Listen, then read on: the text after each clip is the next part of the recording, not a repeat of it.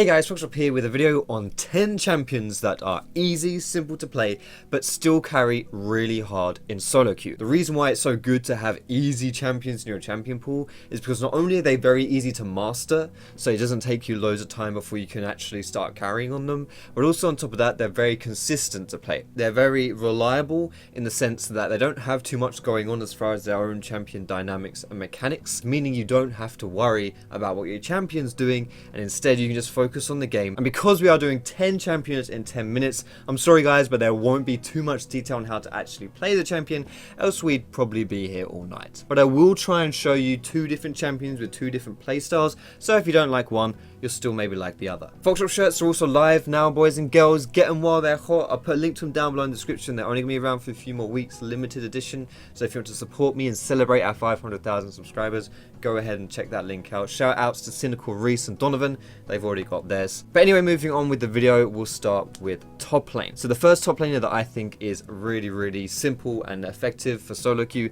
it's going to be Shen. Shen is someone who has a really well-rounded game. He doesn't really have any glaring weaknesses. He's really good in the lane phase because he can play quite safe or quite aggressive if he needs to, and he also has some sort of dynamic builds, whether you want to build in full tank or whether you want to transition more into like a bruiser build with that Titanic Hydra. He can fill both roles. The great thing about Shen as well is that not only does he have a little bit of everything, like decent damage and also decent utility, but his ultimate is so useful for solo queue. Normally you'll be playing on top lane, which is a bit of an island, but you can actually influence the other lanes because you can ult them to save them or to start fights, whatever it may be. And having your global ulti on Shen in solo queue is so useful because people's brains are, generally speaking, not really too active, not really there, and so it's good to save people and also to bait enemy teams. The second top laner that I think is good to pick is Nautilus. Now this is someone actually I use in my ranked games because I'm not really a very good top laner, but I can play Nautilus and I can actually carry fairly hard with him too. The thing about Nautilus that I really like is that he's a really solid champion that you don't have to have any expectations or any kind of performance anxiety on. You don't have to stomp the lane phase,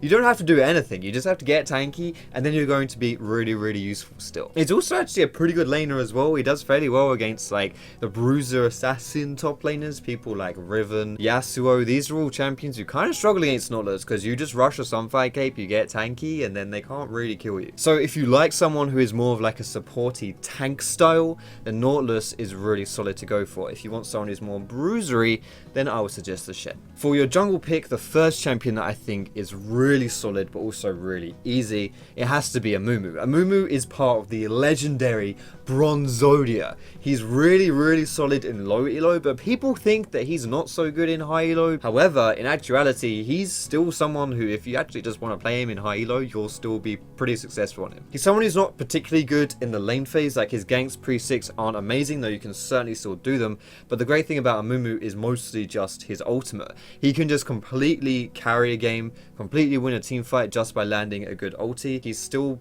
fairly tanky, but can also do a lot of damage as well, depending on how you build him. If you want to get some more AP, that's always an option. If you're looking for someone who has more impact in the early game, more of like a bruiser type champion, then I would recommend Volibear as your second jungle pick. Volley is someone who is again extremely effective in low elo, but also underrated in high elo as well. He's someone who is just like unbelievably, disgustingly tanky, and the amount of damage he does to people, considering how tanky he is it should be illegal. There's pretty much no champion in the game that can just 1v1 you, because no jungler has enough damage to bring you down during your passive. Of course, on the other hand, Volibear isn't so good in those massive team fights because he doesn't really have anything to like win the team fight like Amumu does with his ultimate, but he's still really good because he's huge, massive, really tanky, and always a threat to the backline. Moving on to your mid laners here, the easiest, 100%, probably the easiest champion in any role whatsoever, considering how hard they carry, it has to be Annie. I just released a gameplay on Annie, so if you want to check that out, I'll put that down below in the description. Her lane phase, you just can't go wrong with.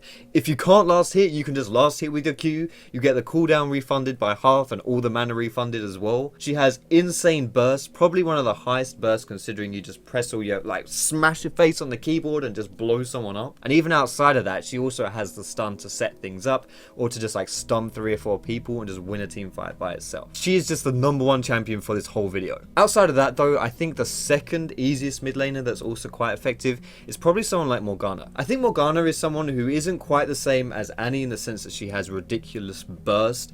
She's someone who is quite good at controlling the mid lane and is also very good at just playing really safe. Like Morgana can just lay down her W and pretty much wave clear from like level 5 onwards, and she's also got the black shield, which means it's really hard for her to get caught out of position. And outside of that, she's really reliable. You know, you've got a really simple skill shot with her Q, which is like 10,000 miles wide, at least if you're playing against a Morg. And then in a team fight, you'll just run into the enemy team, press R, pop your Zhonya's, and you pretty much won the team fight like that as well. But anyway, before we move on to our last two roles, the support and AD carry, I just want to say thank you so much for watching so far. I hope you're enjoying the video. I do appreciate you checking it out. If you are liking it, feel free to hit that cheeky thumbs up. You can also subscribe to me for more educational league content. Anyway, with all that out of the way, let's move on to the AD carries, and the first one is going to be Ashe. I think that Ashe is a bit similar to Annie in the sense that she's just ridiculously simple but also very effective as well. She's someone who, no matter how behind you get, she can still be quite useful, which I think is quite important if you want to have consistent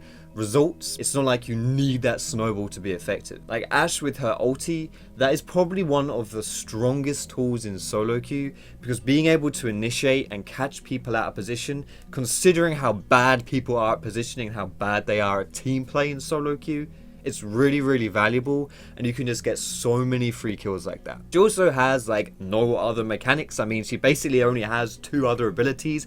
One of those you just pop when you've used like 4 auto attacks, so your autos do more damage. Like there's just absolutely nothing complex about Ashe. However, if you're looking for someone that's a little bit more interesting to play and a bit more assassin-y as well and doesn't really have any of the utility that Ashe offers, then Ezreal is also another fairly simple choice, but also very effective. I think Ez is probably the hardest one for me to put on this video, but the reason why I did opt to put Ezreal on this video is because Ez has a gap closer which pretty much nullifies any kind of CC, and also he can stay really safe because his Q is essentially like a really strong auto attack from long range. So unless you're really bad at skill shots, Ezreal is actually really simple and really solid to play. However, if you can't land those skill shots, which you kind of have to do considering pretty much all your DPS comes from that Q, then maybe you want to stay away from Ez. But anyway, our last role going on here is going to be the support role. For me, the easiest support to play has to be Soraka. I think that she's a champion who,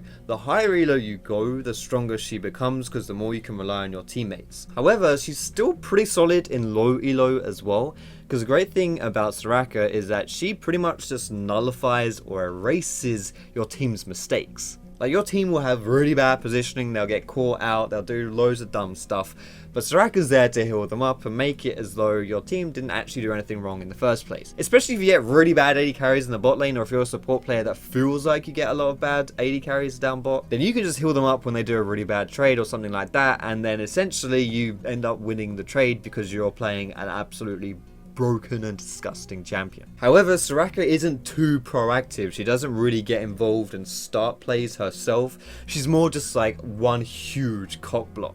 If you want to play someone that starts things a bit more, that's more about initiation and is more active than a Soraka is, then I'll definitely recommend Leona. The thing with Leona is that in lane, she can press E to initiate a play, which makes it very obvious that you're going to go in and then very obvious for your teammate to follow. And later on, she can just press R, and unless someone's got either a gap closer or a flash, there is absolutely no way they're going to escape. And pretty much that's all there is to it for Leona. Like, it's very simple, but in solo queue, the power of initiation can be hideously effective. Another great thing about Leona as well is that when you're playing from behind and you see an opportunity to pick a really good fight, you can just flick of a switch, go for it. The thing that I've noticed the most about lower elos is that they're really bad at coming back from games because they're always too afraid to make plays and they never really want to pounce on opportunities when they happen. But if you're playing Leona, then you can just catch people and your team will end up following. It's a bit like why Mumu's so strong. I can't really explain it. It's just when you have a champion that just goes balls deep, then your team tends to follow whether it's a bad idea or not. And if you've got a bit of a brain, then you can pick those opportunities where they're actually good ideas and your team will follow you, and hey, that's great, good job. But anyway, that's all I want to say for this video, boys and girls. I hope you enjoyed it. Like I said in the beginning, not too much details here. I mean, I'm covering 10 champions in 10 minutes, but I still hope you found the video useful. If you did, feel free to give it a thumbs up. You can subscribe to me for more educational league content. You can find me on Facebook, on Twitter, and catch me streaming over at twitch.tv/Foxdrop. All those links are down below in the description. But most importantly, thank you so much for watching. Have a great day, and I will see you in my next video.